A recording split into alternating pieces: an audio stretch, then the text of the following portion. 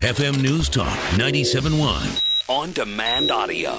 Let's get right down to it. It's been a very, very big 24 hours in terms of foreign policy. And back for a second round this week, our resident foreign policy expert, Stephen Yates with the D.C. International Advisory, former advisor to Dick Cheney as well. Stephen, good afternoon to you. And wow, what a 24 hours it has been. No doubt. Tremendous amount happening. And as the president and Governor Romney having a back and forth, but very, very serious issues abroad. It seems to me, the very first, the very first thing that I noticed, and really what started all of the outrage here, just from Americans here, 9/11.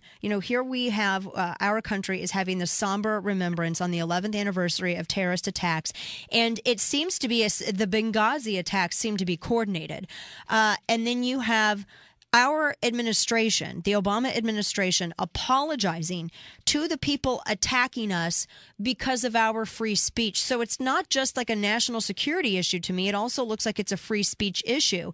And I think that, the White House then coming back and apologizing for their apology that the embassy in Cairo made, it seemed to only just confuse things further and make it worse. If you were grading this administration, what grade would you give them on how they handled this out of the gate?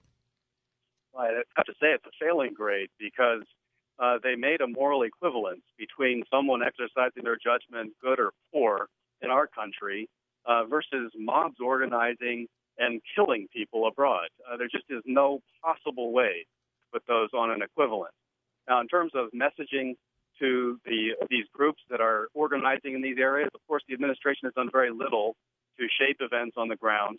They brag about having killed a top leader or two or pushed another to their demise, but they're still leaving things basically blowing in the wind in a way that's dangerous for us. And so while they can brag about Gaddafi being gone, they can't exactly brag about not having kept our embassy safe. Well, exactly. And here we have reports showing that he missed 44% of his intel briefings. Do you think that maybe, especially when this same consulate was bombed back in June, nothing was done to beef up the security, and here we knew we were coming up. 9/11 happens the same time every year. We knew we were coming up on this anniversary in our calendar. Do you think that the president maybe he possibly could have gotten ahead of some of this had he not missed more than half of his intel briefings? I'd put it this way. I mean, the left for more than a decade has tried to say that George W. Bush failed to connect the dots and somehow was responsible for 9/11. Of course, it's a false argument and it's an offensive argument, but it was fair for them to make that accusation. Surely Barack Obama, as president, skipping more than half of his daily intelligence briefing, certainly failed to connect the dots in the broader Arab Spring and this broader uncertainty that has led to the rise of Islamism. I've been talking with my producer Kevin here, and we've all kind of, and you and I have talked about this too. We knew that something like this was going to happen before the elections.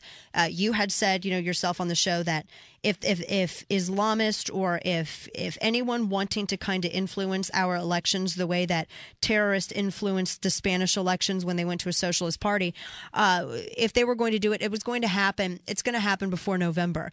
Is this the big, is this what that is now? Because now we see that these protests are spreading. How far is this going to go? And is this going to get to the point now where Iran gets involved and then it becomes something much bigger than, just what the headlines have been the past 24 hours? Well, I'm very worried that the administration has been playing with fire. They have been insulting the Israelis rather than reassuring them. They have been engaged in a very weak back and forth with Iran as they move forward with their program. And essentially what they're doing is encouraging rather than discouraging those who want to challenge America and basically take bold action in these theaters hostile to our interests and hostile to our allies. I think it's exceedingly likely that unless there is a change in approach by this administration, that there will be more provocative events, not fewer. Because weakness invites further attack. Do you agree with some of the reports that these were planned? Well, I think when you look at what was used, especially in Libya, it's just very, very unusual for a random mob to show up with a shoulder-propelled grenade.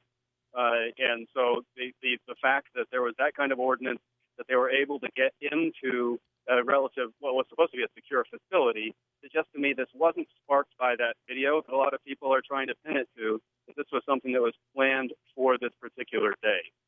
Yeah, you would definitely, it doesn't seem ordinary that someone's just going to be carrying around an RPG. Now they're spreading to Morocco, Kuwait. There's all of these anti-U.S. protests. I'm not. I'm wondering. I mean, what route should the Obama administration take? I like Charles Krauthammer's idea of just telling them to go to hell, but obviously, something a little bit more needs to be done. I mean, there's been discussion. I've talked about, maybe we shouldn't be sending $1.5 billion in aid to Egypt as a payoff for them to not go after Israel. What should at least the first initial steps be in order to secure American interest and kind of contain some of this spread? Well, I think if we thought back and imagined, perhaps in a fantasy, that Ronald Reagan had been president, then the morning statement today would have begun with, at 6:05 a.m. this morning, I ordered the launch of XYZ in response to the outrageous moves in XYZ territory. Really, you have no choice when dealing with people who have chosen to put murder in the name of religion ahead of all other priorities of life. You just can't negotiate with these people. They will only be persuaded by force. It can't be random and uncoordinated, but we have to at least start beginning to push back. Second, I think that any sensible leader should have spoken with absolute clarity where the fault lies in this. It is never acceptable for someone in the name of religious tolerance to rally mobs and engage in murder. And it's just time to stop playing around with the fact that we have a conspicuous rise of a particular group in a particular region that is engaging exactly that. And it's time to stop pretending as if it's an issue of us being sensitive enough. It's really about now trying to make us secure enough. Exactly. This action that we've seen from the Egyptian president, the Muslim Brotherhood president Morsi in Egypt, now he's wants to use our legal system to go after the filmmakers in the United States about this. When really I think that them killing people and burning down consulates does more to defame Islam than a film would ever do, but I guess that escapes him. How regretful do you think now the administration is upon endorsing Morsi in these elections, or do they still think that this is a great bet? I mean, is this going to be to the point where the left sees the error of their ways in endorsing a very extreme, a Muslim Brotherhood, a terrorist hate group president? I mean, that's what this guy is. Are they regretting that, or do they still probably think that was a great bet? Well, I think, unfortunately, in our political system, someone has to make them regret it.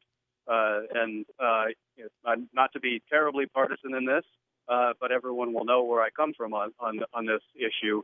I mean, Governor Romney started to speak more clearly and more forcefully today.